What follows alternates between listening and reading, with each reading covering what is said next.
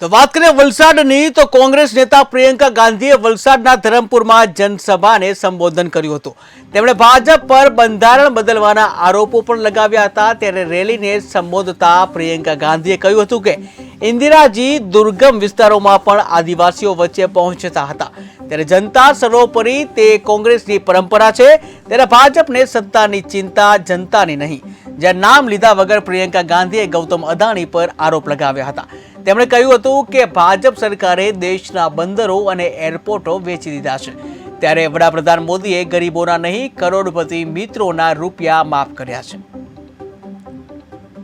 न्याय पत्र का नाम इसलिए लिया है क्योंकि हम देख रहे हैं, जिस तरह से आप देख रहे हैं और आपको अपने जीवन में महसूस हो रहा है कि पिछले 10 सालों से बहुत बड़ी बड़ी बातें की गई हैं, लेकिन आपके जीवन में तरक्की नहीं आई, आपको न्याय नहीं मिला। इसी तरह से राहुल जी, कांग्रेस के नेता, कांग्रेस के हमारे अध्यक्ष महोदय जी खड़गे जी और सब नेता सब देख रहे हैं कि 10 सालों में सिर्फ अन्याय ही अन्याय हुआ है आप सबके साथ।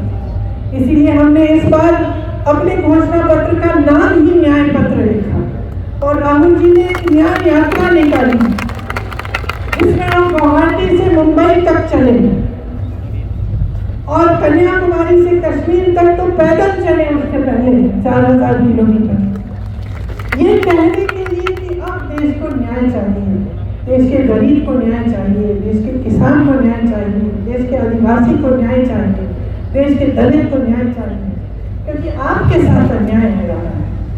तो हमने